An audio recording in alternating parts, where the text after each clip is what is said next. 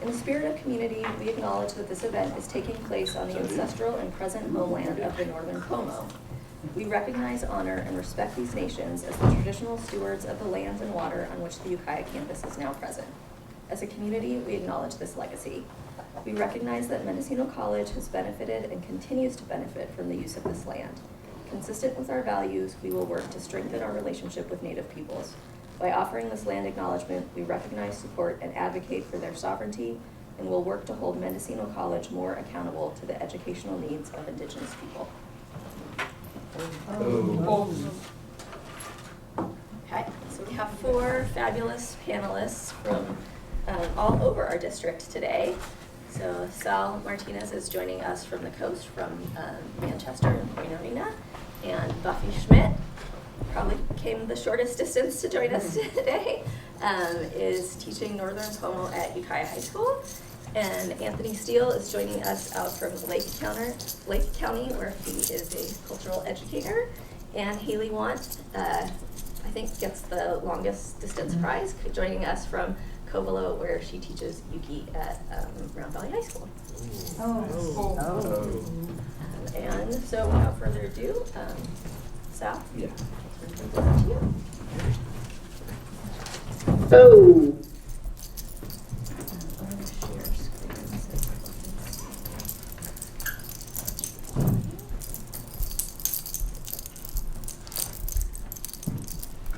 all right, cool, thank you. Everybody hear me okay? Yeah. Yeah, pretty good? It's pretty good acoustics in here. It's pretty nice, pretty nice. Yeah, so I just wanted to start off by just acknowledging like Buffy Schmidt for her work in like Northern Pomo. She's like definitely spent a lot of time into that. You know, as like I think a lot of us have come from those spaces of like when we're trying to like retrace and to reintroduce language into our lives. It's like there's that part where we get kind of stubborn when it comes to like the spelling of it, when it comes to like trying to learn a whole different like writing system that really captures the language to really reflect like all the lexical stuff. It's like like cha as opposed to cha, like tsa as opposed to tsa, those kind of things. It's like, and if you were to write that in regular English, you wouldn't be able to capture all of it visually. So definitely, like I feel like with Buffy, with Tony, and then our new friend here, what's your name again? Haley, yeah, I need to remember that. That I think we all come from that place where it's just like we were kind of stubborn at first and wanted to like relearn it visually that way. But I feel as though it's like it's like that was like the first like trial for me, is trying to really get over that and really try to embrace that. But there's some times where it's like I get kind of frustrated with stuff, but for the most part, it's like it comes natural after when you keep exposing yourself to the stuff. It's like I always tell my students that, but we'll get into that. So just to properly introduce myself, I would like to share just like a little thing. I had it all set. Okay, here we go.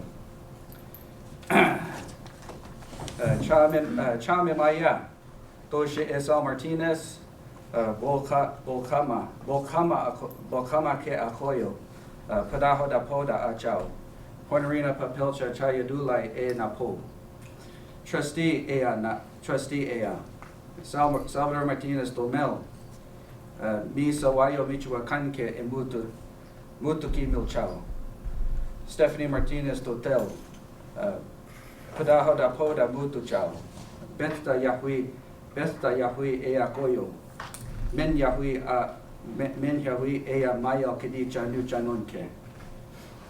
So what I said was, hello y'all, my name is Sal Martinez. I came from the coast. I live at the river mouth, Point Arena, Manchester Point Arena Rancheria. I sit with the Point Arena Schools leaders, the school board. I am also a trustee. My dad is Salvador Martinez. He is from Sawayo, Michoacan. He also lives there.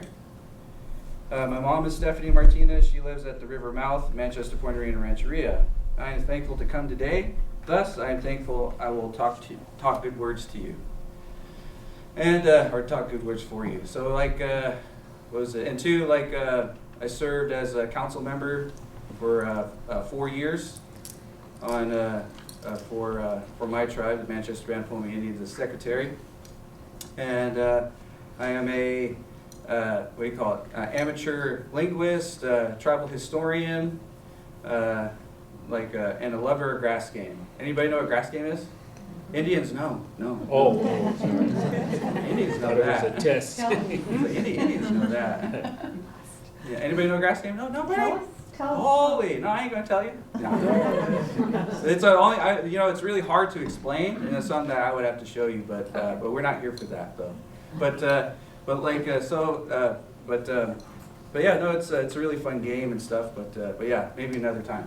But yeah, so to kind of start off with that, for starters, to get to know me a little bit better and sort of to kind of touch on what Rebecca shared with us and via email was the diversity of Pamoan languages in our district, the meaning and importance of language, and the efforts to revitalize language. So I with two siblings never grew up with the language as a regular form of speech in the house. Part of my life I grew up with my grandmother Mabel Ball and her brother Norman Ball on the Manchester side of the Rancheria in a blue house that was once a designated home for the government teacher at the Dorrington District School from the 1890s to the 1930s. They mainly spoke English. People within the tribe had told me that they were one of the originals and that it was important to learn as much as I could from them, like songs, language, culture in general. In high school, I did say out loud that I would rather learn Spanish since my dad is Mexican and Spanish could get me better jobs. My good friend Darrell Bechtel, who now serves with me on the school board, heard me and said, but our language is who we are. We need to learn it. You should learn it. I couldn't say anything in return. I couldn't, there was no way I could, you couldn't, he caught me on that one. It wasn't until I graduated from Point Arena High School and started working at Surf Supermarket that I actually began to ask questions about the language. I felt I wasn't constantly bothered by assignments and stress all the time. Since I was around food, I asked her words for food. It was a surprise to find that a lot of the words for produce at the store were essentially Spanish. I guess it really didn't sink in from what I learned in school about the missions in California and California being a part of Mexico once upon a time, that Spanish were our first colonial contact, perhaps because it wasn't said that way. And I think at this part I actually wanted to show you all just some pictures of my early linguistic records, right? Let's see real quick.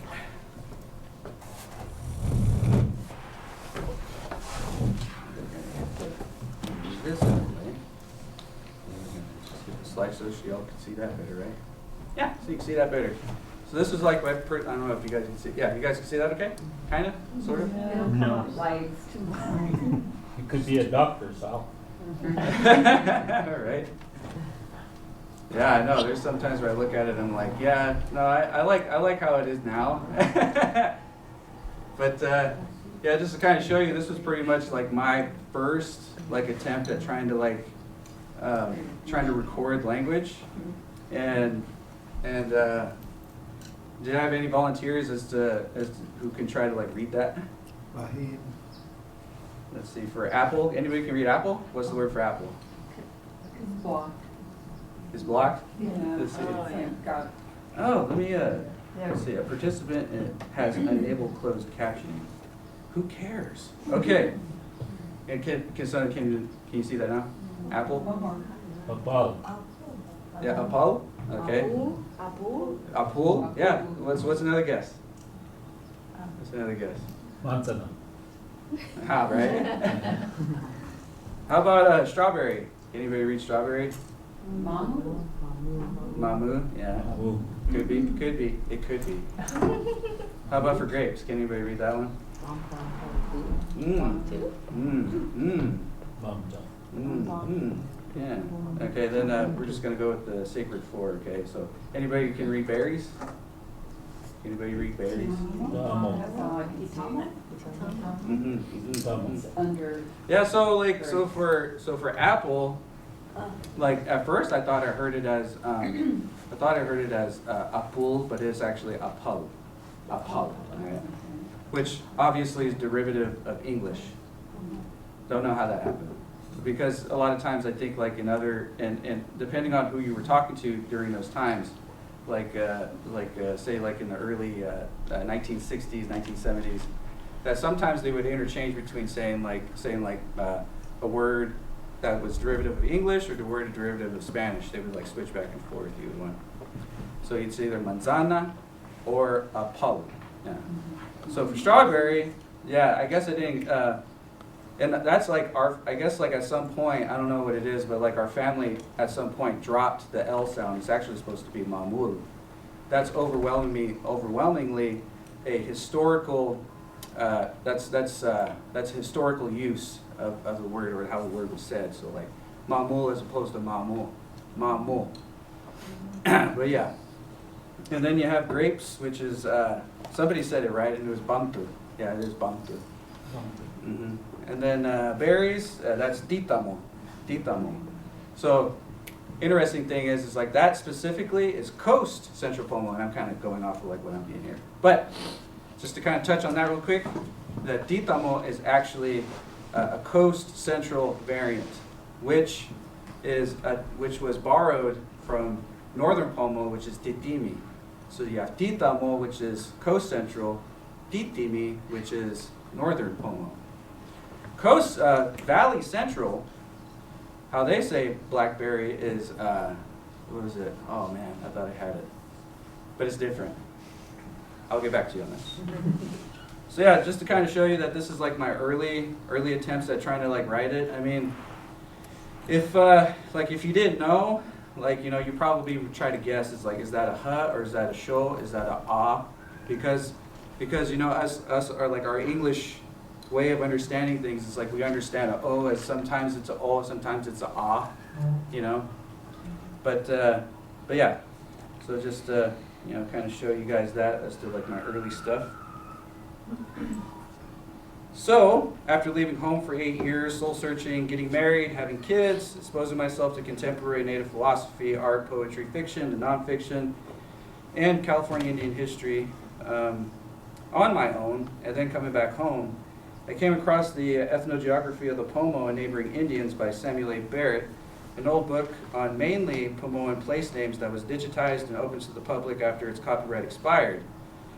The main thing that struck me about the book is that was like the first time where like I actually seen something that talked about our land. You know, especially like say for the Garcia River, for the Manchester Band of Pomo Indians, like I felt like through most of my life I've never seen anything ever like printed that actually talked about my people, right? And I thought I was just all like, it was like a life-changing moment for me. Like I remember, like I still work at the casino, but at that time I was working security, and you know we had internet access, working the graveyard shift, coming across that and just being all like just totally like that was like my life-changing moment, you know, all by myself. And it was like it was just crazy to me. I was just all like, oh wow, like we actually have history, you know. Like I've heard stuff like from my gram here and there about like our politics and stuff, and just about like, you know, who our first chair was and stuff like that, but never the story of like there was like a group of people from the Northern California Indian Association like back in like 1910 that helped us purchase land for us to stop being moved around or pushed out from like, you know, ranchers and stuff, because say it wasn't until the 1850s that California Indians were considered landless and homeless Indians, because we weren't allowed to vote, we weren't allowed to buy land, we weren't allowed to do anything that pretty much, you know, like a white male privileged person was able to do, right?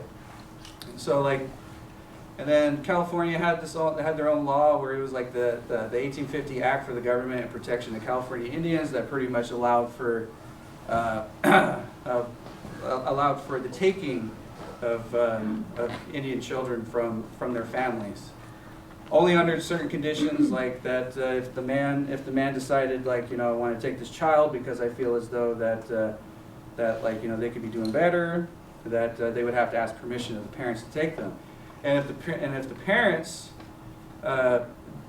decided to say no, that they would you know, that they would pretty much they were breaking the law, and hence like they were allowed to take them by force, by any means necessary. So a lot of times that happened a lot, where there was like a lot of death, a lot of suffering, you know, stuff like that. There was this one French surveyor who wrote that when he was in a wagon, that he seen like a line of like about 7 to 12 young Indian children that were sort of strung along by like a guy on a horse, and it was because of that law, you know, the 1850 law, which lasted almost up until like, you know, the 1920s when my grandmother was born.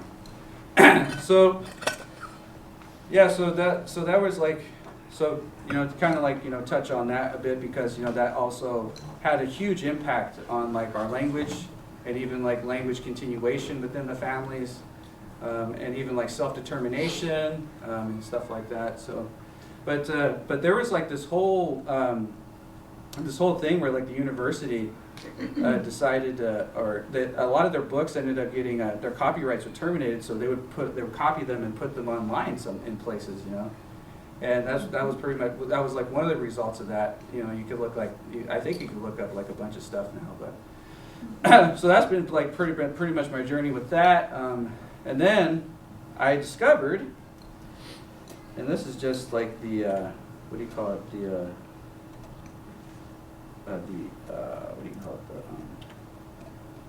this is the website that they actually have now, which is actually pretty cool. I don't know. Does anybody know the California Language Archive? Anybody go here? No? Yes.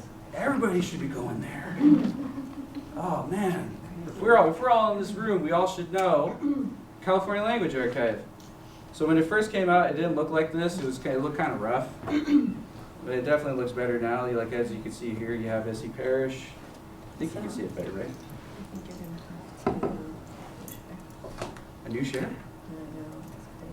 Oh. I'm not seeing it move south. There we go. There you are. There we are. No, that's new to me, man. Thank you. All right. So the cool thing is like when I first came across this, I was like kind of doubtful that, like, you know, oh yeah, you know, anytime when I try to look up stuff on language when it comes to the internet, they never have Central Pomo. I didn't even know that there was a name for even Central Pomo. Actually, real quick, none of the Indians. How many Pomoan languages are there? How many Pomoan languages are there? 7. More than 10. 7? I heard 7. What's more than 10? I need at least 4. We're doing 4 today. Another one. Come on, just guess. 40. Just get 40. Hey, that's all right. Another one. One more guess. 63. 63? That was cool. I like the big numbers. Those are actually kind of cool. No, there's 7. Yeah, there's 7. Yeah, 7 Pomoan languages. Northern, Central, Southwestern, which is Kashaya, Southern, Northeastern, and Southeastern and Eastern. Yeah. And yes, they are languages, because they are just as different as French is to Portuguese and Portuguese is to Spanish. They're just like that, yeah. All related though, like, you know, like European languages, all related to Indo-European, which stems from Latin. This is all the stuff that I pretty much Googled last night, so that was kind of nice. Because like I posted that on my Facebook page saying that, like, did you know Native American Heritage Month? There's 7 Pomoan languages, and somebody was just like, is it languages or dialects? And I'm just like, no, it's languages. So one example is that in Central Pomo, for how are you, we say Sinwama. Everybody say that. Sinwama, yeah.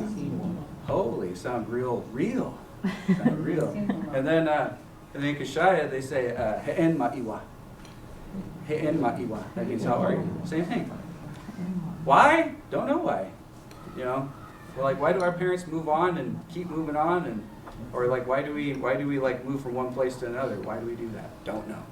Because we just like to. Maybe just as simple as that. So, and then, you know, our languages change over time. So yeah, so like, say like if you want to go into here and learn more about Central Pomo, you could just like type in Central, and Pomo. Oops. Oh man, this thing is in the way. Okay. But yeah, when I first came across this, man, I was just like when I first put in Pomo, and that's when like my real journey in language and learning like the what was it, the phonetics of it was like really more realer, is more in my face, and it actually kind of frustrated me. So like the first person I came across was Abraham Halpern, the papers on Pomoan language. This guy went far and beyond to documenting Pomoan languages. He went as far as like trying to document all 7 of them, and he was like really the one that like managed to bring it all together. You know, back in the 1940s, you know, dates 1936 to 1984. This guy pretty much committed like a lot of his life to documenting Central Pomo language, and even like getting recordings from folks and doing all that stuff. I feel as though, you know, this particular guy, Abraham Halpern, there's like, I don't know, like there's no picture of this guy. Wow. You know, Jewish guy from New York who just really cared about California Indian languages. And to me, it's like it's a real beautiful thing. You know, what he did for us, and you know what he did for, you know, Central Pomo. So he definitely collected a lot of information on that.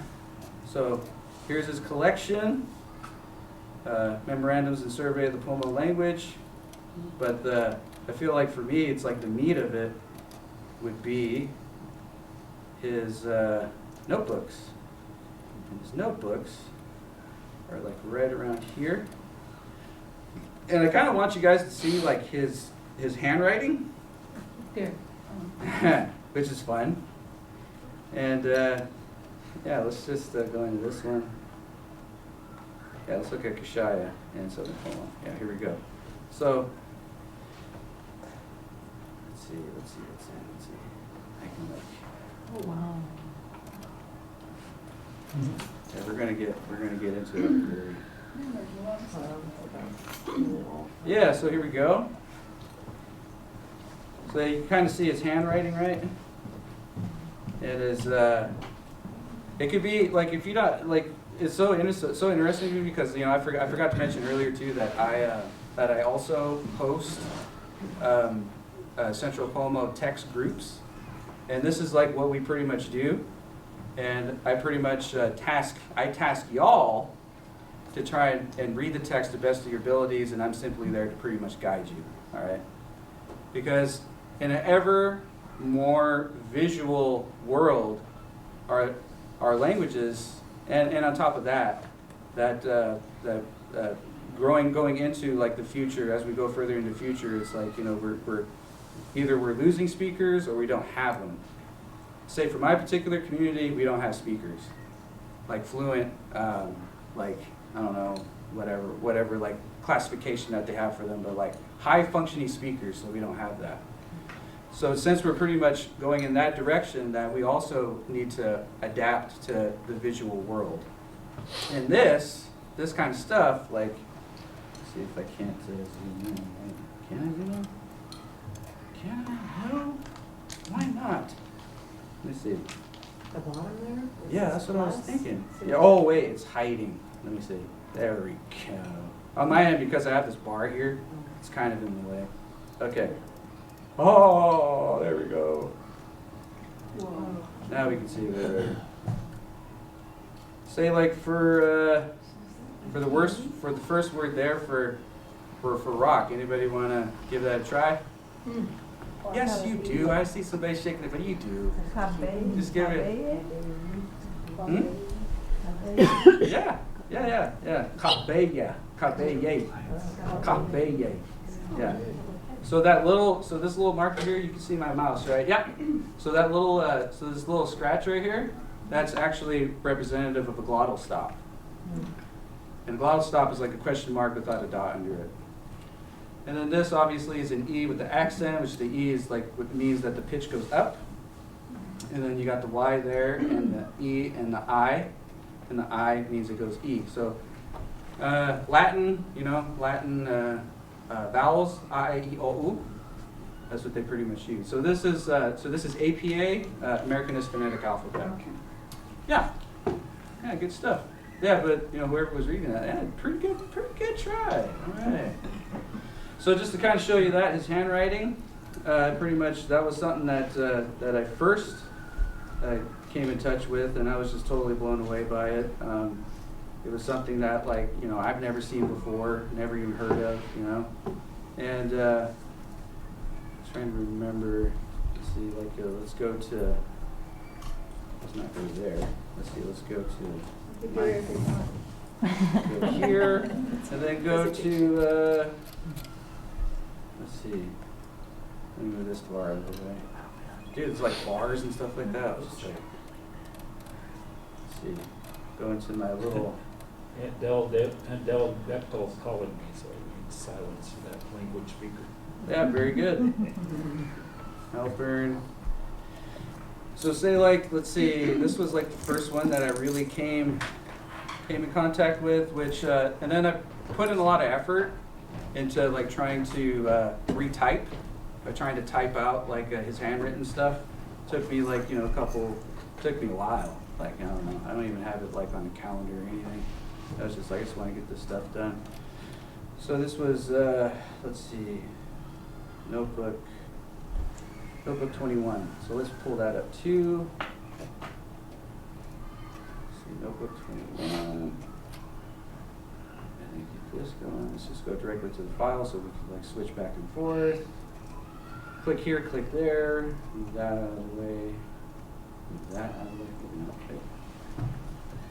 Let's do this. Let's do this. Yeah, let's go this way. Yep. There we go. Ah, much better, much even better.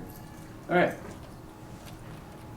So let's scroll down a little bit more, and it should load up pretty quick here. Got some good internet here. So just to keep it kind of show you the contrast between the two, right? The comparison. Let's see. Confusing myself here. Okay. So this is pretty much what I've done with it, is to pretty much in typing out the written stuff, and obviously you could definitely see clear the glottal stops and the accents, and so say the Charon S, and then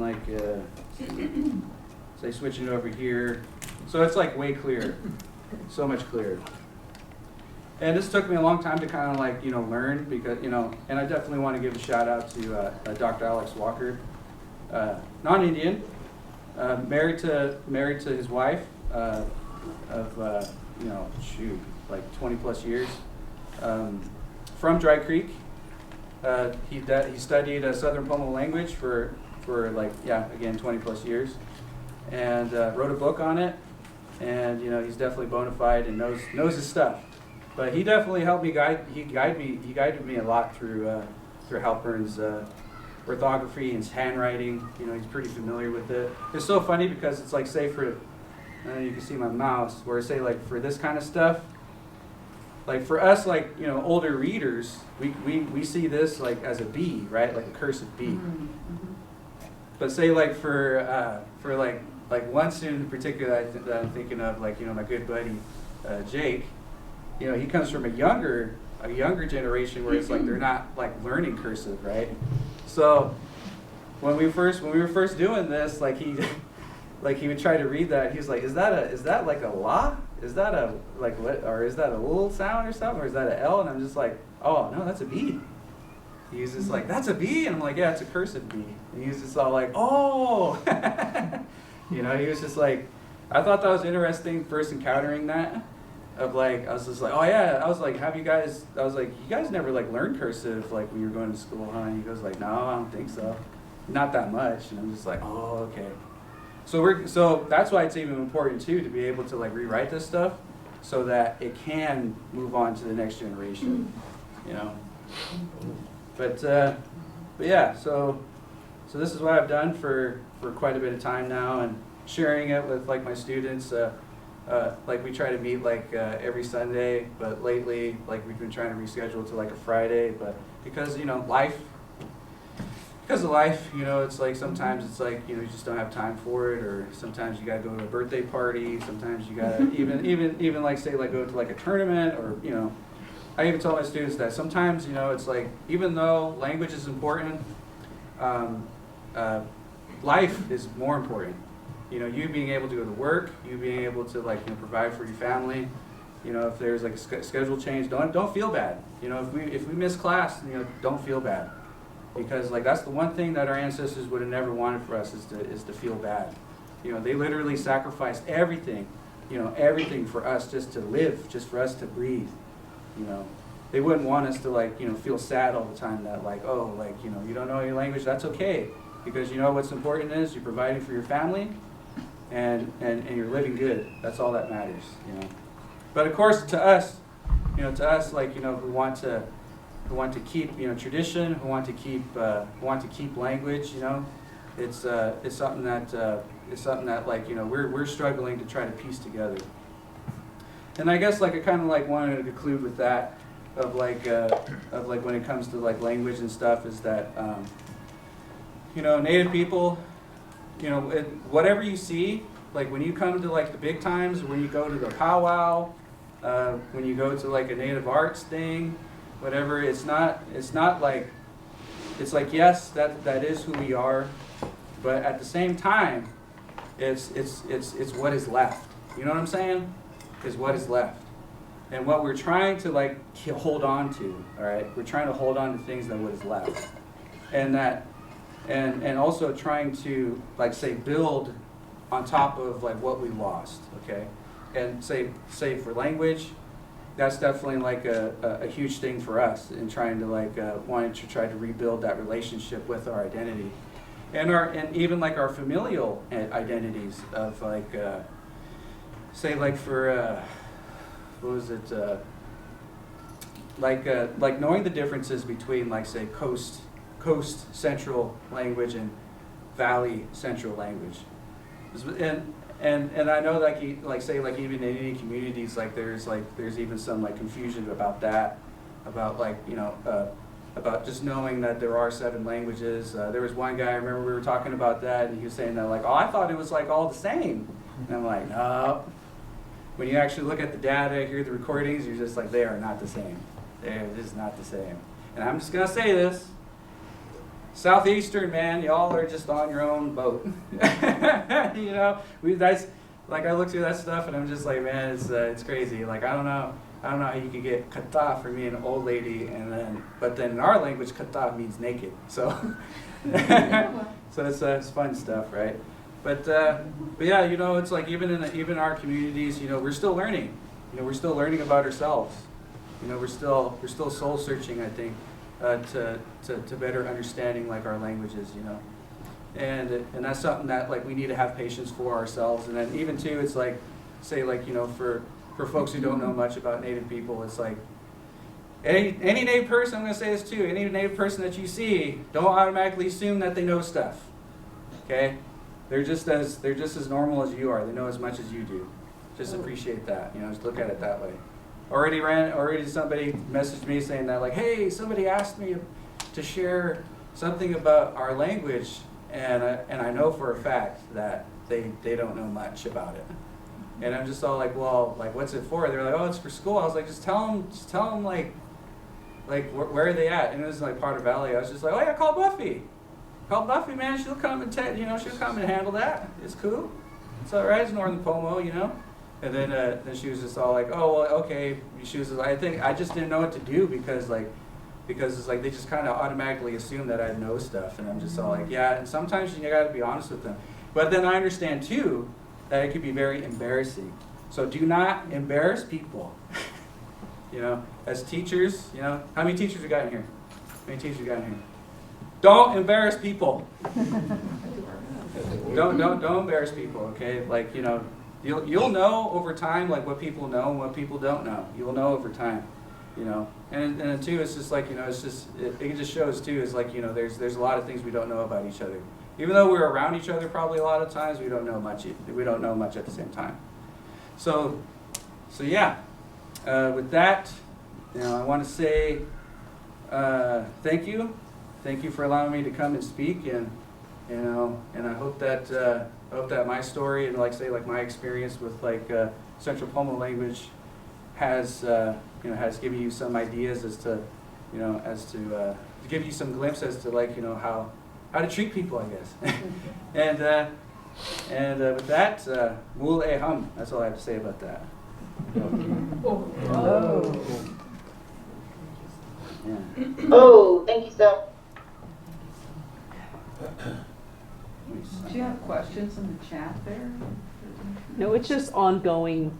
Oh. Yeah, Minerva's been posting his title, who he is, and we've had it. It's just that there's nobody checking it over here, so it doesn't Gotcha. clear itself. So I'm managing it over here. Thank Yeah.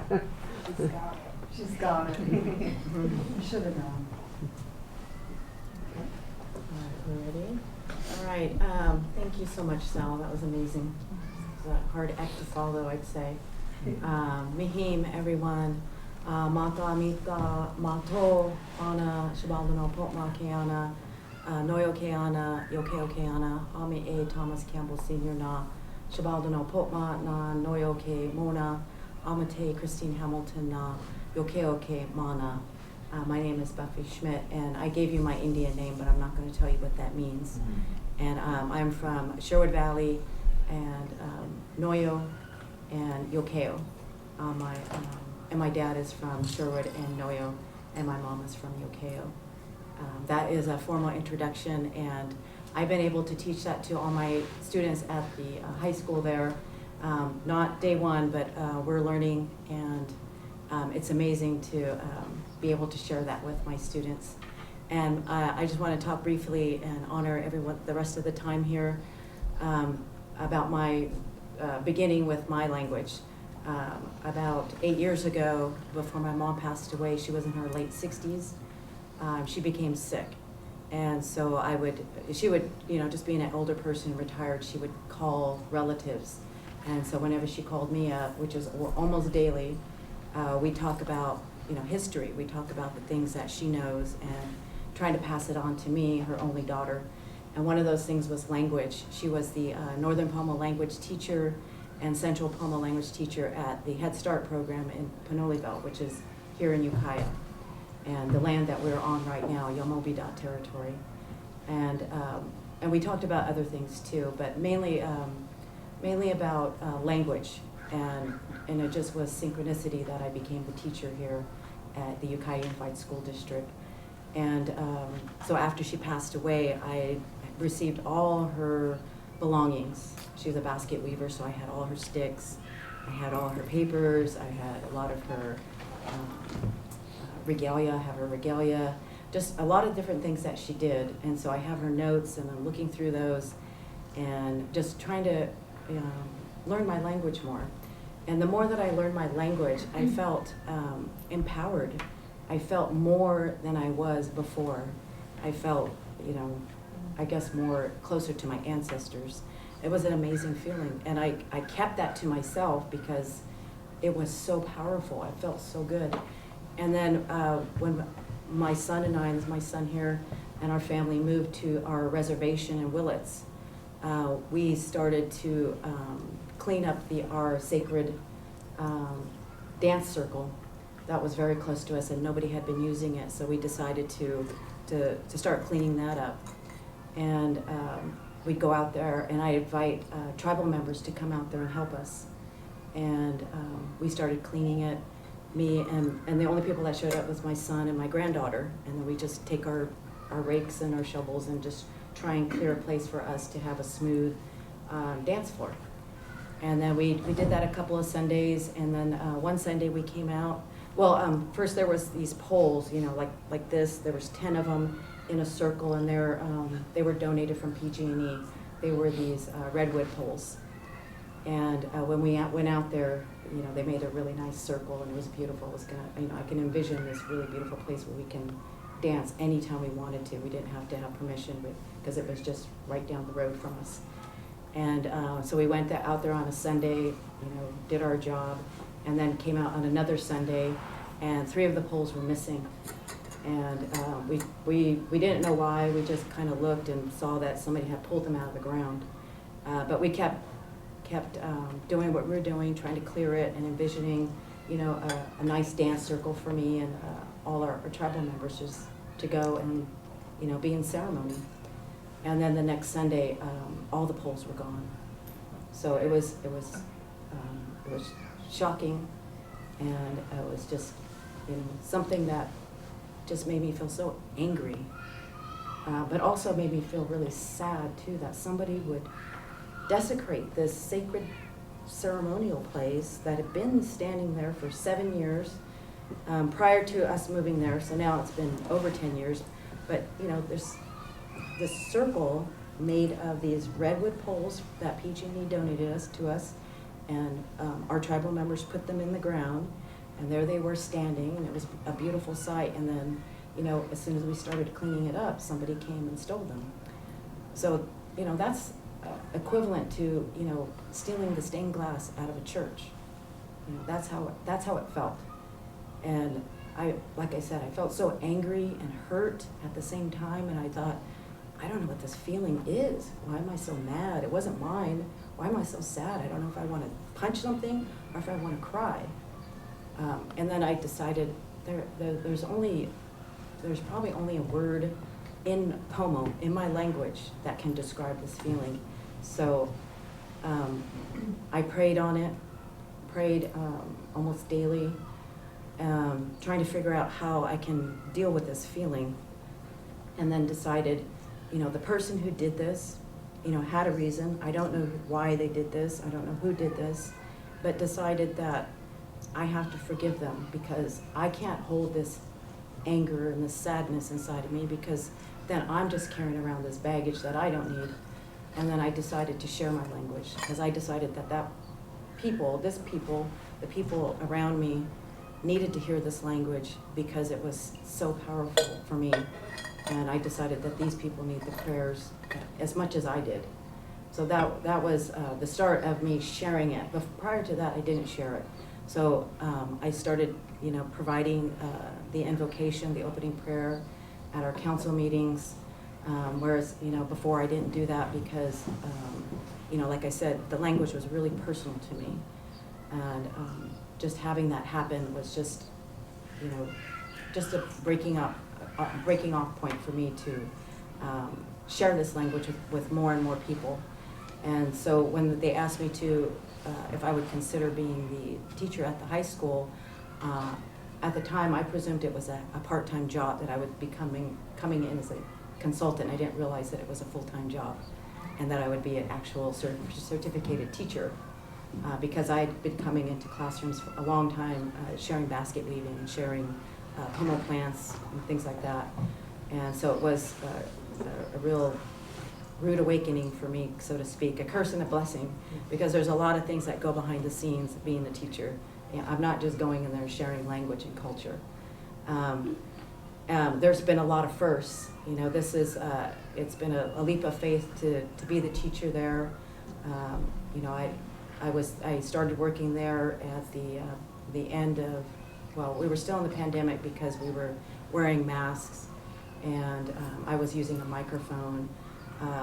But right away, I can feel the healing going on, not just with my students, but within their families and the community around me. Just everybody just amazed that this was happening and asking me, you know, is this real? Are you really the teacher? And I kept having to tell them. Even today, I have to remind people, yes, this is an actual class. It's for everyone who wants to learn this language. Excuse me, not everyone, high school students.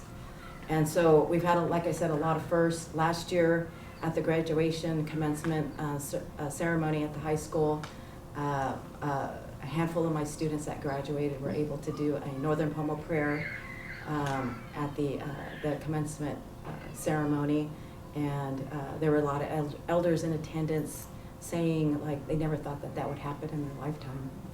And to me, that's like, oh wow, that's an amazing feeling. It's an amazing statement. And just yesterday at the high school, you know, with help from the Native American counselor back there, Kristen Frith, we had our first ever Native American Heritage Day at the high school. And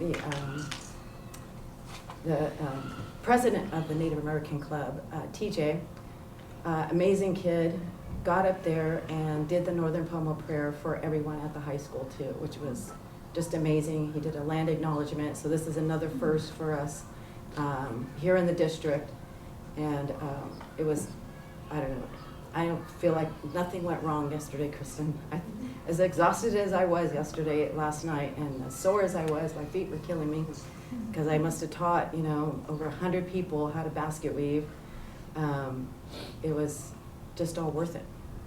So, before I break down here, I just wanted to share that. That has been my journey with this language, and just providing healing to people. Like I said, the people who took those polls needed healing just as much as I did. And I feel like there's a whole community out there that's missing this healing from the traumatic history that we've had. And I'm just blessed to be part of this history with everyone here. I mean, we're out of this pandemic. We're survived, and a lot of people didn't get to do that. And I'm just feeling really, honored to be among you to share this, what I've been able to share. Oh. All right. Thank you, Anthony. Oh, it's me? Yes.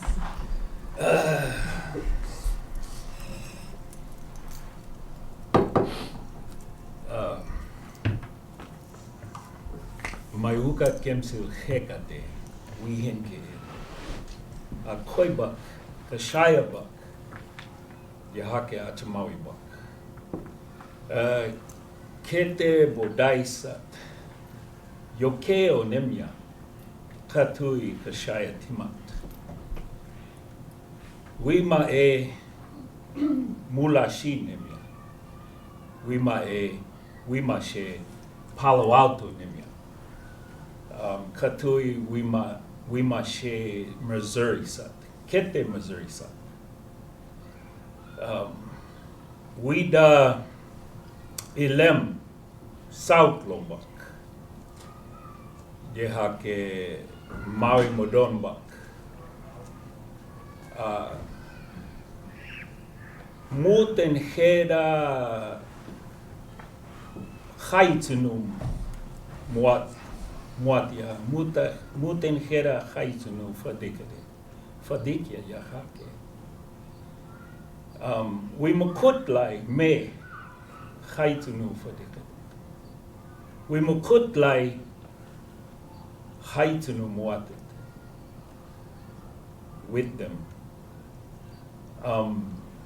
So I could go on and on, but I wanted to say that I said in my language, which is my grandmother's language, and the ancestors from Lake County, southeastern Pomo, they call it, but we call it Haitunu.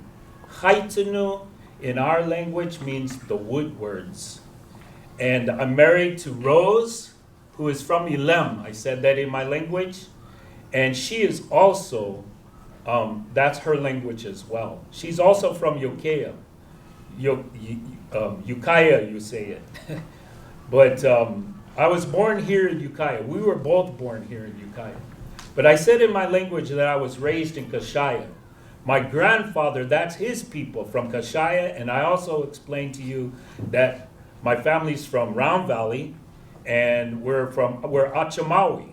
And we came over from the Pit River area, over in that area a long time ago. So I have a lot of mixed blood. I also shared with you that my mother she was born in Palo Alto. She is of European descent, and I love, my mother brought me up in the culture. She, don't tell her she's not Pomo, but my mother she always taught me that she's of European descent. And she taught me to respect my culture. She taught me to respect my people and my ancestors, where they come from. And so as I was growing up as a young child, I danced with Aunt Essie, that you see on the screen. I danced in the roundhouse with her. And she taught me things. She taught all of us things. Just being around spiritual people would teach you things. that you didn't know that you couldn't learn in a college setting or any classroom. And so the connection between spirit, the connection between your land, the connection between the foods that is provided, the connection between the water, those things can't be taught. But our language talks about it all the time. And so as I was growing up, I heard Kashaya language all the time. All the time, every day I heard the Kashaya language, Achachano. Achachano just means the people's words in Kashaya. I also speak Kashaya, but lately I've been concentrating more on my Haiti. I can't, sometimes I apologize when I'm saying something, I'm gonna say the word, Haitinu. When I'm talking to people and I was just telling my wife that when we were coming over, when I tell people about the animals, the first thing when I see that guy with the face cover on is kulus. I can't think of it sometimes. It takes me a minute. Maybe it's just getting old, but that's that raccoon. And so when I was growing up, I heard the language every day.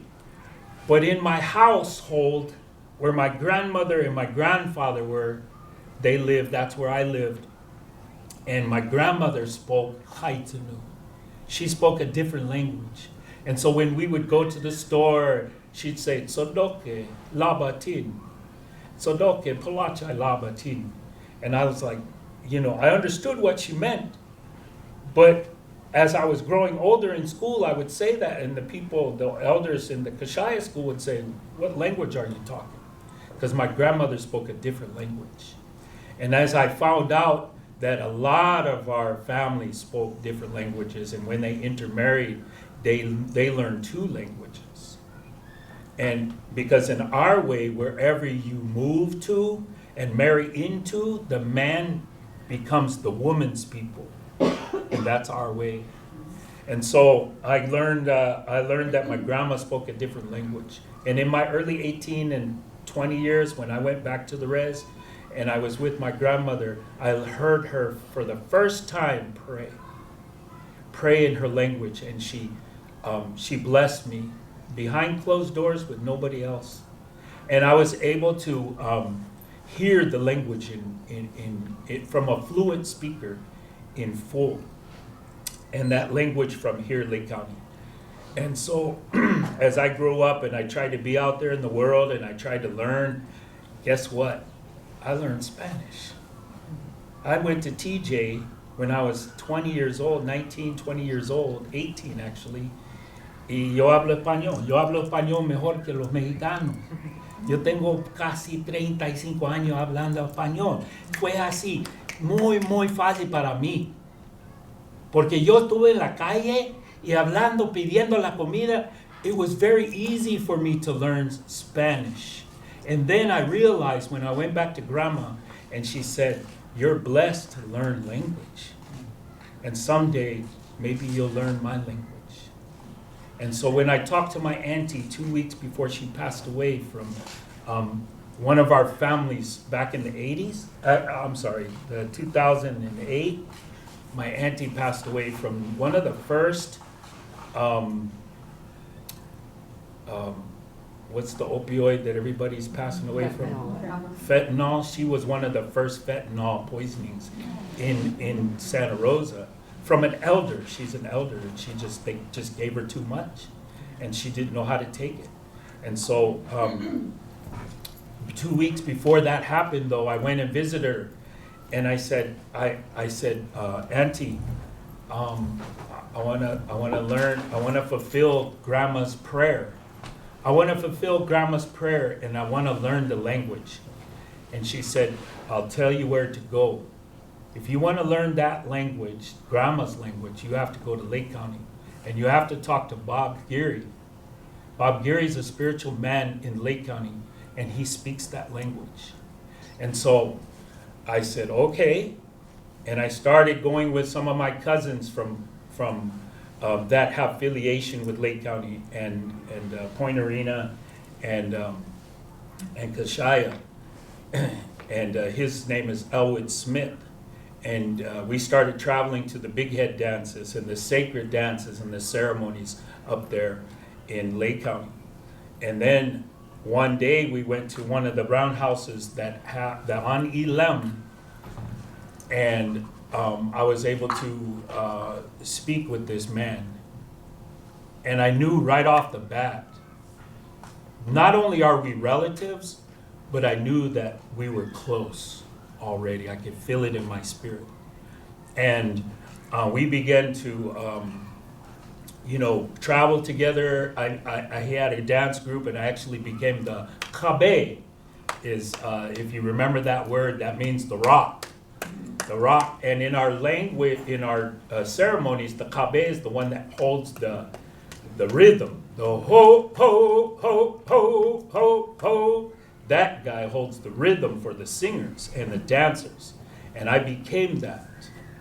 And there's a whole nother story on how I became that guy. But it's kind of like the grass game.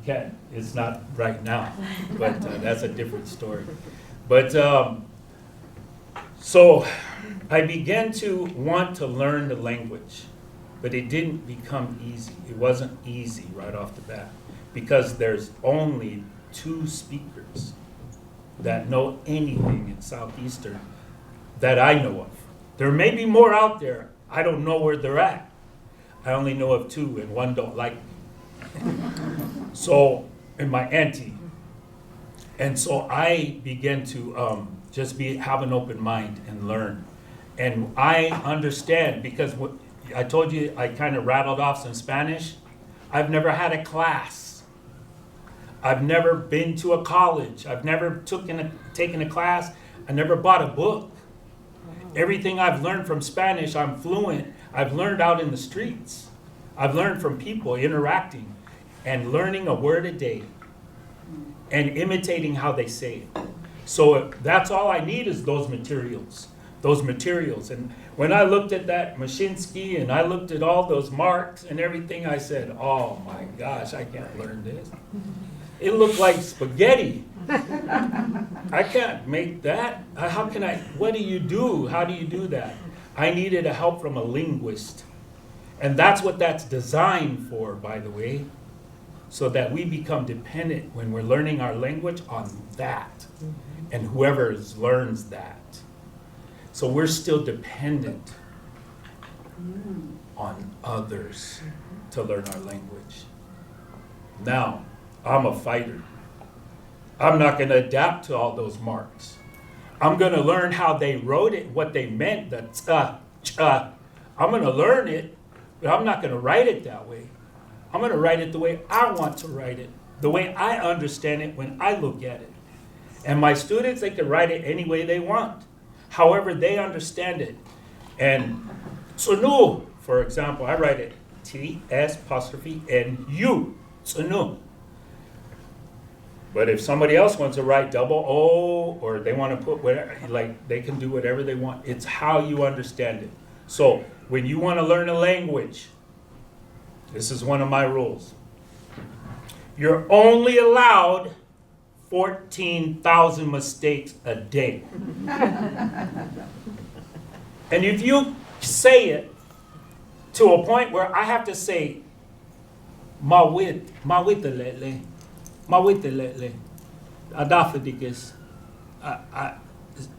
help me out.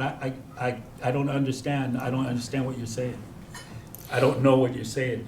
Then you at least we're communicating and you're figuring it out. Because when you start learning, and this is what I found, you start learning the language, any language, you learn your vocabulary, you build your vocabulary, right? Your zapatos, your kabok, your hadu, la misa. A lot of borrowed words in Spanish. In Southeastern, a lot of borrowed words, and I'll get technical. I love that Sal got real technical on stuff, and I don't like technical. I like off the whim. But a lot of our language, Southeastern, they eliminated our speakers, like at like 1940. My great-grandfather and some of the Kelseys and some of the other speakers, they weren't allowed to speak. It became illegal. And so they recorded them, and a lot of our words, there's no word for it. Like There's no word for computer. There's no word for sock. There's no word for thing, toothbrush. There's no word for those things. Like we have to, when we communicate, we have to kind of make it up. And so what I found though is when I began to dig in deep, because that's what I do, I dig in deep to the language, I understood why they call it wood words. And this is the secret, this is the miracle that happens when you begin to learn your language, is you begin to think like your ancestors thought. You begin to believe what they believe in, and you begin to practice what they practice. That's why I bring all of my medicines, because wherever I go, my ancestors go with me by the words I speak, by the things I think, and by this medicine. So when I began to learn and break down the language, I began to realize how beautiful our wood words are. If you look at a tree and the woods, what do you see when you see a tree?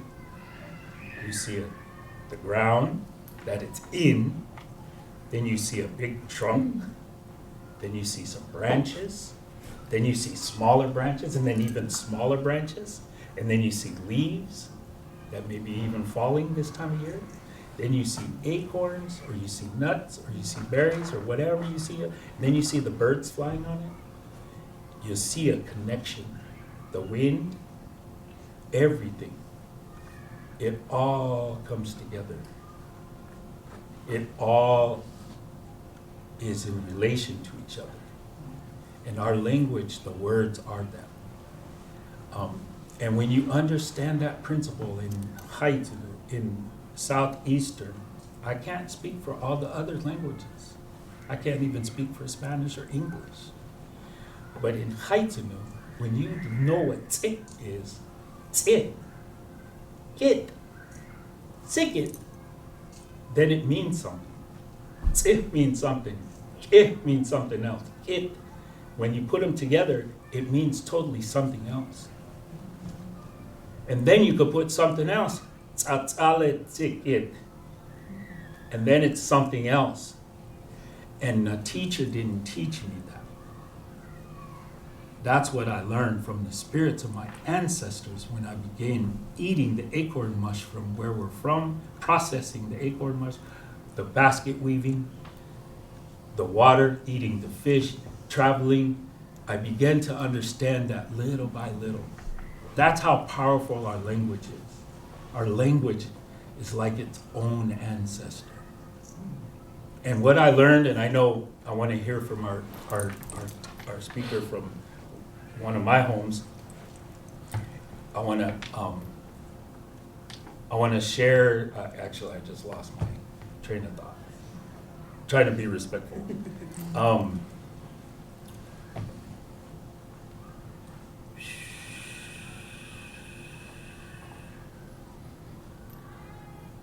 So out of respect, I'm going to pass it, but I'm also going to, something's telling me to do this. So I apologize. But out of respect for my teachers, I want to say, go ahead, we bosh it. Baba te will fediget, Maba te will let it. All by with it comes. Mem like for me. With the way, with but sukut yahak da benshol makaba heket with the letly yahak makaba ko. Go hek we at these shishket with but kamelai da kal hoted me. It's a ma dawa when with the letly all by we ho and wallet. Go hek we at these shishket with kamela kanwe, anakanwe, konokana kanwe, tsarawa kanwe. Go hek with the wash thoughts and oh. And I'll pass it, and I'll just say that was some words that an uncle that has passed on, he gave to us. And he says, I would love to learn the language. I've never been able to learn it. He sat down with us brothers and cousins, and he said, please learn these things and give it to the people. And remember us. And it's just about walking in a good way and coming together as a people and learning the things we need to learn. Oh. Oh.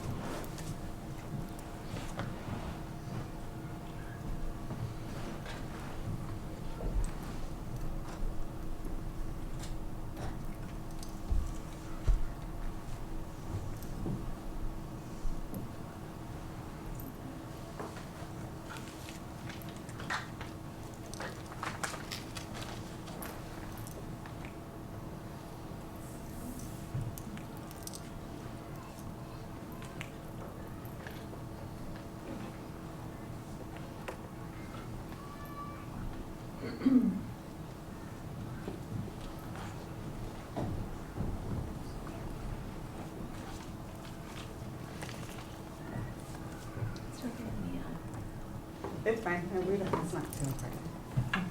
Heyo, Miss Tot Nawak, Haley, Itin Yao, Itin Wiyukanam, Hoi Kowel, Itin Onron Valley, Itin Con Tracy Tillotson, Itin Con Sean Watt Senior, Opto Wacho, Yuki Kane Nakos. Hello, good to see everybody, like seeing everyone's faces. My name's Haley Wan. I'm a Round Valley tribal member. I'm Yuki and Wailaki. My mother is Tracy Tillotson, my dad, Sean Watt Senior. I'm a teacher and I teach Yuki language in Round Valley. I do elementary school and high school. A little bit about myself. I'm Yuki from my mom's side and I'm Wailaki from my dad's side. My dad's from the mountains, my mom's from the valley. I'm from Round Valley Indian Reservation. I graduated high school from Chamala Indian School in Oregon, Salem. I continued my education at Haskell Indian Nations University in Lawrence, Kansas, and graduated with the AA in paraprofessional education. Shortly after graduating, I came home and applied to be an aide at our school. The director of our language, we have Wailaki in our high school, so they've been there since like 2014. I recently got started, so I'm like 3 years in. I started in 2021. The director, Cheryl Tuttle, came to me and like, I feel like you're a perfect candidate to be our next Yuki teacher. So after, probably like a year after that, I got in and I started shadowing the Yuki teacher. Her name's Allison Shubin. She stepped down, I currently took her spot. And 2 years after that, I passed my language credential and became a teacher. So a little bit about Yuki. The Yukis lived in Round Valley since time began. Round Valley is the heart of Yuki territory, so we extend a little bit to the north, we extend a little bit to the south, and over to the coast. The language is a member of the Yukian language family and only has one other single positive relative, the Wapo. So like when we go to language conferences and stuff, like I travel with the Wailaki crew. The Wailaki teacher is my teacher, Rolinda Want. So when we go to different conferences and stuff, they kind of get along with the other languages.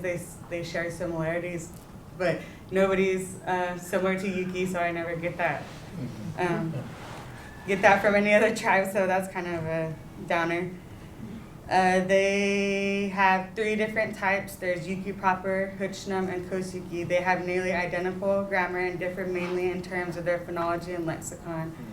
Most of the audio recordings we have are from our last speakers, Arthur Anderson and Minnie Fullwider.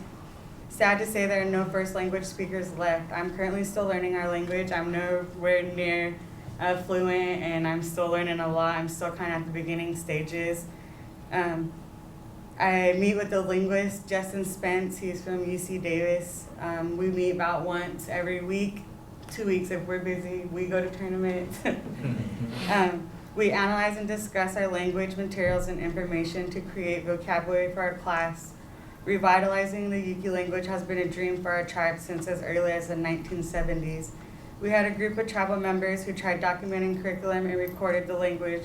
Unfortunately, they didn't have the support we did, so we actually have like sets of books that group of people got together and they had all this recorded. So I kind of have a lot of material to work with, which is kind of lucky for me because the Wailakis don't. Developing Yuki lessons were easy thanks to the Wailaki class. Most of the lessons were already like produced and stuff. I just had to go in there and translate, move words around, do certain things like that. I make all my students keep a notebook, so we do like, I'll give them 9 the most vocabulary words to learn because, you know, anything more than 9 is a lot. 9's a lot itself. So depending on size of words, I'll like either give 5 to 9 usually. But they keep their notebook and it's a big part of grades. So anytime they reflect, they have it when they leave. It's just going to be there for when they're done. Throughout the week, we practice the same. I try to keep them on the same set of vocab words for like 1 to 2 weeks, depending on how fast we get it. We practice in various ways. We do different methods. We do speaking, we do writing, we do storytelling, we do games. We try to get in there any way we can. Language gets really redundant, especially for high school students and middle school. It's hard to sit there for a whole class period and keep going over the same words and they're like, again, like we gotta write these again. But going to different conferences, I also learned too that we need to be more in speaking. A lot of them like, we don't do writing at all. They get it better when they speak, but we're just not there yet. My first year teaching, I had 1 Yuki class in the high school. We had Yuki 1. Last year was my second year. We had a Yuki 1 and a Yuki 2 for middle school and high school. Or we had Yuki 1 in middle school because 7th and 8th both got a Yuki 1. This year I do a Yuki 1 and Yuki 2 in middle school and high school, and I do cultural arts, so I'm full-time teaching. So I go and do first period and second period at high school, and then I run across the street and do the rest of my day at middle school. I had opportunities to attend language conferences over the last few years, like Living Language Circles, super awesome. Nili, I got to meet other language teachers who are revitalizing their languages in their community. We teach each other new methods, we share successes, we review issues, and most importantly, we share the dream of keeping our culture alive. Some challenges we have, my biggest challenges is getting language outside of my classroom. Yuki, we have no speakers. There are a few other people that reached out to me and they're learning and have it, but they do not live in Pueblo. Most adults don't know. We have like very few words, so my kids all get all this language in their classroom and have nothing to do with it. They can't go out and speak it in public. And we have nothing out in the community. Like they have nothing, they just come to school and that's it. So I try to do little things like send home homework, share a word with a family member, share a word with a teacher, and they have to share a word with a friend. And they can't be in Yuki class because they were like, oh, let me sign your paper, you know. So I try to get things out there like that so they take it home and teach their parents. Some of my future goals to help with these problems, I want to do I went to Living Language Circle up in Oregon this summer and I learned how to do barcodes. I didn't know how to do that, but I want to make posters for our community. So you can go up to the store and scan a barcode and they'll tell you. My linguist, Justin, he created an online Yuki dictionary for us, which is amazing. It has an English and a Yuki version where you could type in a word and it'll pop up anything in the dictionary, any audios we have. And it's going to be open to the public, but we're still working on it. See, so you could browse. We have topics that you can go through. So if you go ahead and type in talk in the English part.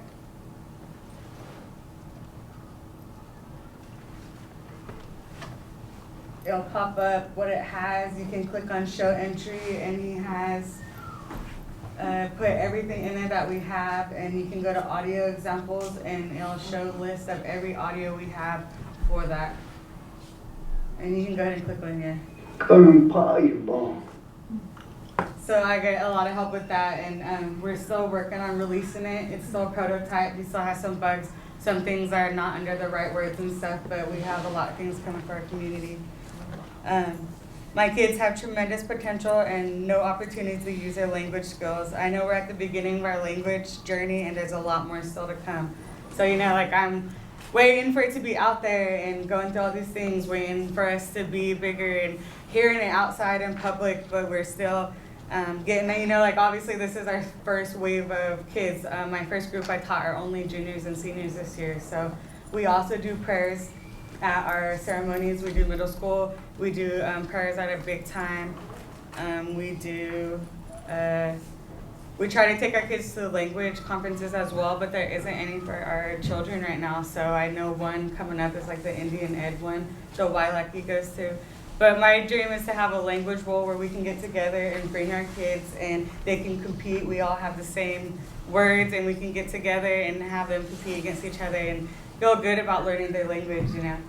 And that's kind of what I got today. That's where I am. I'm still new. I'm getting in there and getting out there. But I love speaking my language. I am learning a lot. My kids, I got an amazing group of kids I have. They get crazy on me, you know. So our first vocab we always do is like man and woman and boy and girl. Then we do colors and numbers, and then I try to keep it repetition. So they start getting crazy, you know, like a big man, ho iwa. They would tease each other, you know. It's kind of cute to see. But the Wailaki group, they have a game book where they've made bunch of games that you can play in your language. So one, I don't know if you guys ever heard of, is Dangerous Chairs. So I will give them 3 words or 5 words. You guys pick 3 words. Everyone picks different 3 words or whatever 3 words you want. So we have, it's kind of a musical chairs where you play in a circle. So whoever's in the middle, you'll say, if you have Iwa, move seats, and you can't move to the seat next to you. Anyway, it's Dangerous Chairs because kids get crazy. And it's just cool to see how far we're coming, and I'm excited to see where our journey is going to go. Oh.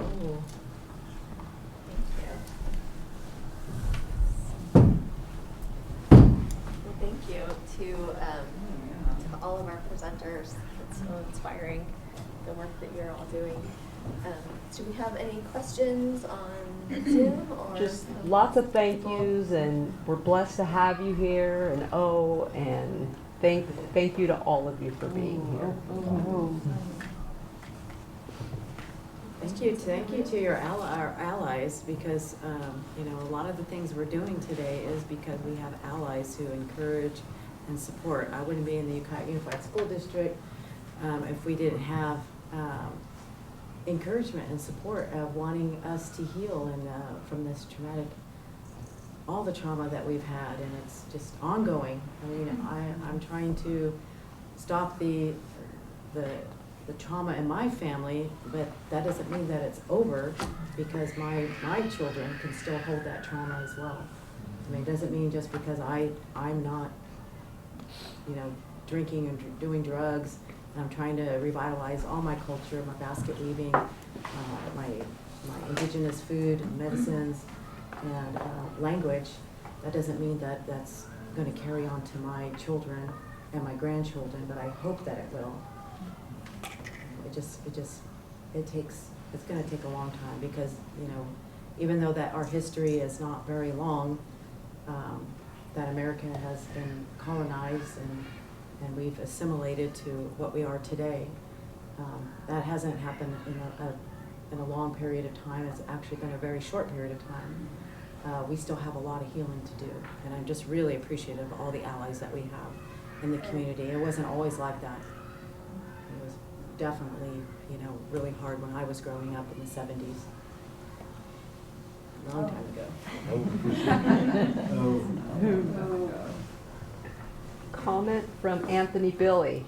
Oh, nice and long. And thank you all for Billy. taking the time to come and share your stories and knowledge of the language. It's great to see you. Bye. So I just wanted to share really quick. I wasn't able to share it because we only had a few 10, 15 minutes.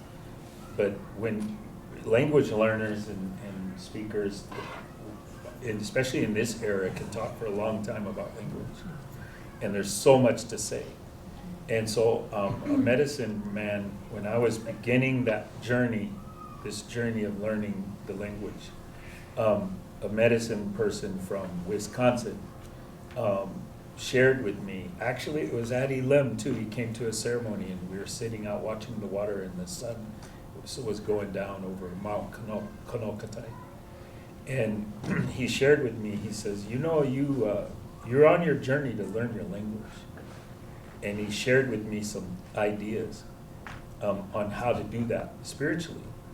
But he said, the language is already in you from your ancestors. You just have to find ways to wake it up. And so that blew me away, because in the next 4 to 5 years, I learned a lot more because of that. And it was some of the things he shared with me. But our language, and I share this at the high school level and grade school level, you know, in our wellness that we talk about in schools, is really that thinking. How many people in here, just a show of hands, speak a foreign language? Okay? How many people in here speak English? How come you didn't raise your hand when I said foreign language? English is a foreign language to these trees, these mountains, these rocks, these water, the earth. English is foreign. And when you speak your language from the area, that's why land acknowledgement is so important. Because you're acknowledging the ancestors that are in the DNA's in the dirt. And so begin to think about that whenever you travel somewhere, whether you go to Italy, acknowledge the ancestors from Italy. If you're from Ireland, I took my mom to her homeland in Ireland, and we got off and we thanked the earth from where her ancestors are from, thus my ancestors as well. So you always honor your ancestors where you're from. Give us a chance to honor our ancestors from here. And your life will be better, I promise.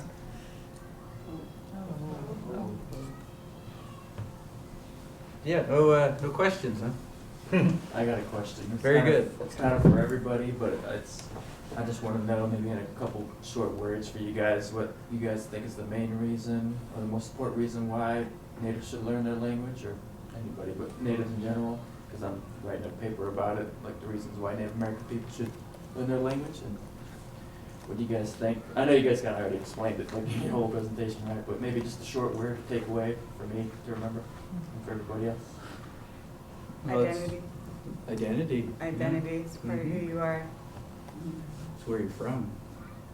Where you're from, and that's pretty much the root of it. It's like this one philosopher by the name of Paul Feyerabend, in his book Conquest of Abundance, that it's an unfinished manuscript, but it's really good. But there's a part in there where he says something like about how the definition of culture is what comes out of your mouth and what you do with your hands. That is the definition of culture. And whatever comes out your mouth and what you do with your hands, that's who you are. For us Native people, it's like, it's not only what comes out of our mouth and what we do with our hands, it's political. I wanted to say that too, that we have dual citizenship as Indian people. We have dual citizenship. We are tribal citizens and we are American citizens. And over a period of time, like it wasn't always like that. We didn't say for California Indians, we always didn't have reservations. We used to have treaties, but something happened with that. 18 treaties of California that got mixed up in Congress, and then they were like, "Oops, we forgot about that." So for the first 80 years, they forgot about us. So, but yeah, now we have dual citizenship, and that's why it's even important for us to vote too, because our ancestors sacrificed so much even for that.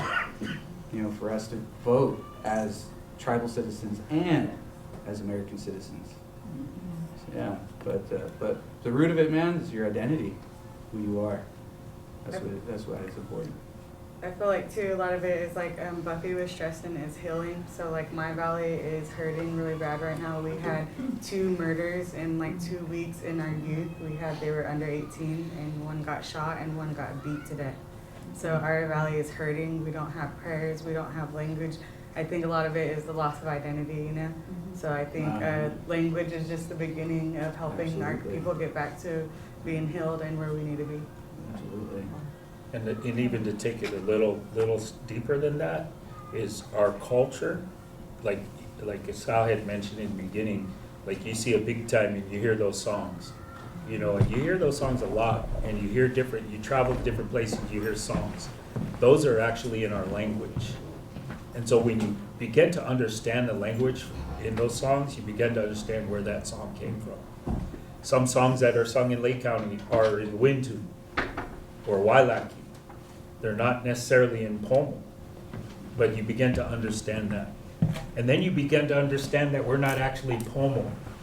Po is what, not Barrett, but somebody actually put that on us. Po is the magnesite rock. Mo in our language is actually a hole. Like your komo would be your belly button. So Pomo is where that rock came from, like in the ground, that area.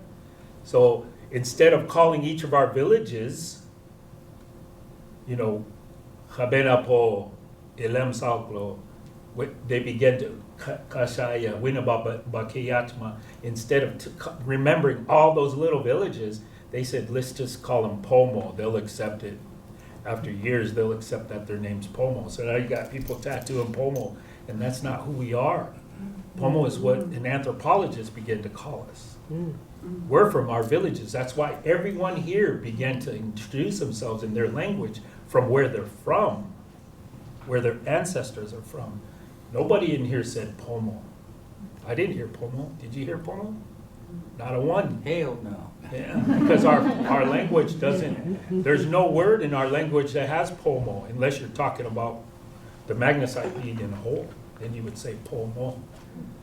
So it gives us a better understanding, and then when we go out and we gather our foods, and we begin to harvest our foods or do our baskets, Buffy does that, and we begin to understand and we implement our language, and then if you saw my grandson, 2 years old, he hears the language every day.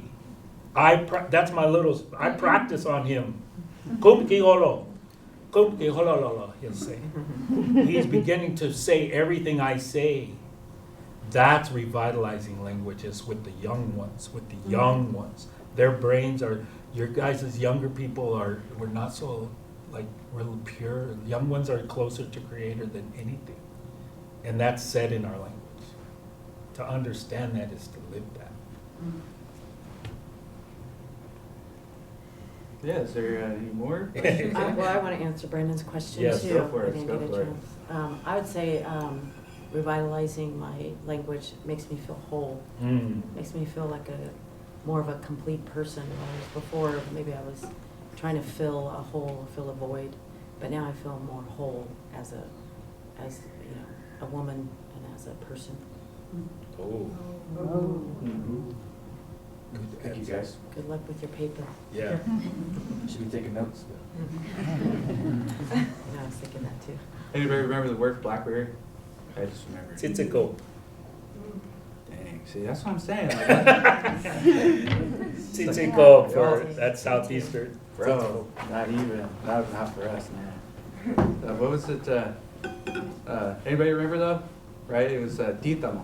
Everybody remember that now? Titamo. So it's derivative of Northern Pomo, right? Or it's adopted from Titimi.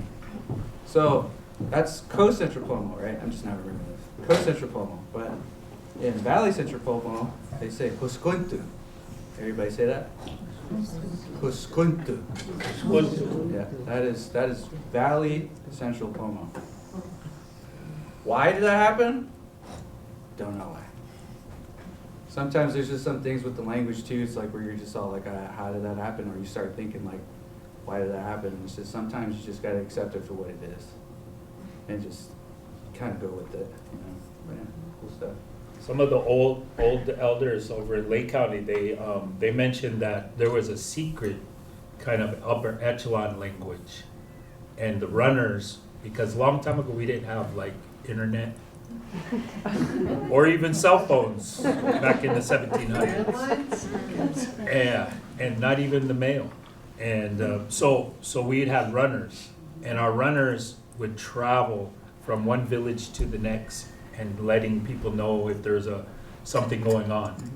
And so they would speak that hierarchy language, and there you had speakers in each village that knew that language. So they would travel and everyone would be able to communicate and give the messages.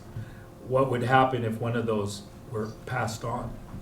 Then you have somebody in another village that just knew a little bit of language, something else. So that's what happened, is it kind of fell apart, basically, because of the deaths and the genocide that happened. Haley, do you know why Yuki is so distinct of a language? It's old. It's like over 10,000 years old. Mm. Even our DNA, they took, scientists went and took DNA from the Yukis, and the mitochondria in it was different than any other DNA. So, and actually Yuki is a Wintun word meaning like enemy, because when they took Yuki was the original tribe, right? And they took 6 other tribes and brought them to our reservation, so that includes the Achumawi and the Wailakis and Maidu. They're just other ones, so then that's how our language diminished too. But yeah, I know it's super old. So. Oh. Here's a question, Rebecca. How do you create new words to keep your language modern and to speak with your families, and so they can continue to bring that language forward? How do you create new words for like internet, computer, cell phone? In my class, we make up words, like we know the word for week, which is borrowed from Spanish, semana, and yaul. So I can ask my students, how was your weekend? On Mondays when I do a check-in. Sentami semana yaulnai. How was your weekend? How was your summer? How was your winter? How was your spring? Just making up words. Yeah, so that's an assignment Yeah. to how to make up words. Cell phone? Oh, it's not cell phone, it's phone. Habe jono. There you go. But it doesn't, nowadays it can mean cell phone, but it just meant phone originally. But yeah, you're right. You're right. It was words that were made up, 2 words put together, rock and talk. Habe means rock and jono means word or talk. Habe jono was rock talk, which translated to phone. So we're trying to make up words. We made up a word for texting as well. Tana busa jono, it means thumb talk. Tana busa jono. What are you doing? Potama yahede. Tana busa jono. Texting. Right. There's time for one more question? Yes. So I teach multilingual learners, and I am just wondering if you have any small suggestions of ways for me or for any teachers really to introduce students to local native words so that they have an awareness and connection in a small way, but also doing it in a respectful way. Because obviously I'm not a speaker. You want them to learn about the local culture? Is that what Words. Local words. Words. Yeah, I believe that Grace Hudson used to have QR codes. I don't know if they're still, I mean, you just put your phone up to there and they had a lot of words in the Grace Hudson. And then maybe outside in their gardens too. And then I know with the linguist that I work with, she has she created a website because the fluent speakers she recorded and documented, passed on, and the relatives wanted those recordings. And that, it's kind of a two-sided coin. It was her life's work, yet it was their relatives' voices that she recorded in their time that she spent with them. So she created this website that everyone had access to. Everyone still has access to. It's free, northernpomolanguagetools.com. And it's an online dictionary, has a lot of Northern Pomo words and lessons on there. So that's also something that you can access. I would like to interject really quickly as being an ally and needing or wanting to be a little closer to the culture and to the language, to to be able to relate like as you're speaking. That's really being closer to the people. Especially in this day and age, we're all fighting an uphill battle in preserving and learning and trying to teach that to our people, our young ones, or anyone who wants to learn in our community. And that's hard enough. So I know some folks that are in the Lake County area, the Santa Rosa area, that spend, just like Sal had mentioned, Mashinsky and all these other anthropologists and linguists from years back, there is no different for them. They had to actually go into the to the village and befriend the people. And then that's how they got closer. And so we suggest the same. Go to your local big times, go to the local events. Don't just watch it on TV, but actually go there and pay respects and become true allies of the people and the culture. And then it will open up doors, you know, if that's your desire and your prayer, it'll open up doors to meet somebody, to be able to learn a little bit about that. You know, I'm not gonna teach somebody on Facebook how to make acorn mush. You know, you have to get to know me, you gotta be close, and you have to have an interest, that you're not gonna take what I teach you and go throw it all over the websites and claim it. So there's a trust build that has to be done. Yeah, to add on top of that, it's like, yeah, it's just building those relationships and even like inviting folks to come and even like, you know, wanting to share vocabulary words or something. Yeah, especially, I mean, because like when I hear multi-language learners, like in our neck of the woods in the Point Arena Schools District, it's like even though the population consists of like 60% of multi-language learners, it's like and then them performing not at the highest level as they should be, that like it's already challenging for Point Arena Schools District to try to get them on the same path towards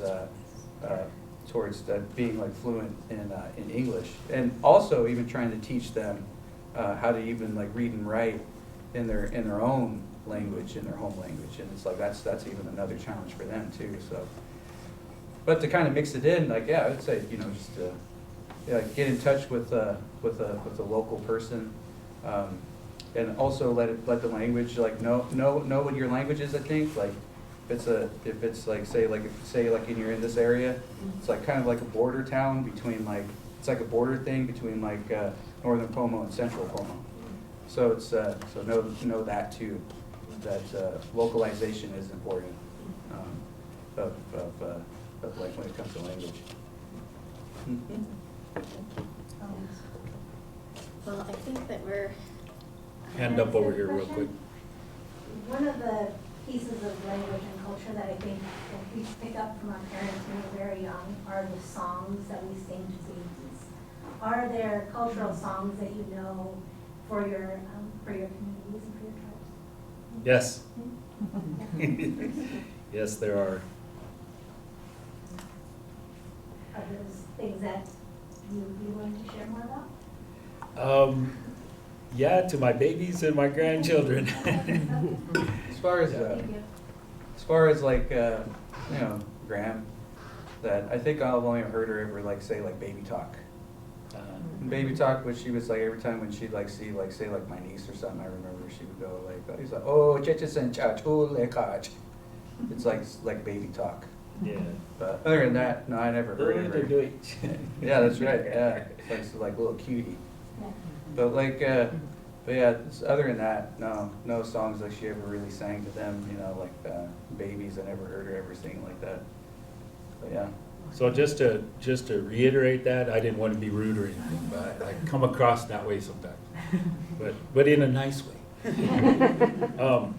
I actually, as in my learning and my teaching, I put. It seems easy. You know how the kids will listen to the radio and they pick up the words? So I do that with the language. And like there'll be sentences or words that I'll put together, and it's really hard for me to like concentrate and remember. I have to like try to memorize it. But with a song, putting some kind of a, what do they call that, a tune to it, then it becomes easier and I remember it. But then it's hard for me to like recite it. I have to actually sing it. But I do that a lot. So. So Rebecca, can you tell us where the recordings from the symposiums can be found once they're ready? I will get back to you on that. Okay. Can I It was a just say question, one thing to that's her why. question? Sure. In our classroom, we're going to learn about body parts because our next step is to learn body parts and then we're going to learn regalia. Because I like to build a foundation and then build on that. So we're going to learn the song Head, Shoulders, Knees, and Toes to help them learn their body parts. Nice. So that's kind of like a opposite backwards Yeah. of what I think your question was. And there's a song from Kashaya that I implement in the Southeastern, and it's a song that's being sung, and it's one that the elders used to like name the body parts, and the different regalia, blessings for, and it's a blessing song, but as you sing it, you implement a word, and you sing it to the young ones, and then you'll point at it, and they'll tell you what that word is, you know, like, I'm not gonna sing, but you say the da-da-da-da, atan, da-da-da-da, you know, you could say it, and they'll point at it and say it too. So it's like something a family can do together.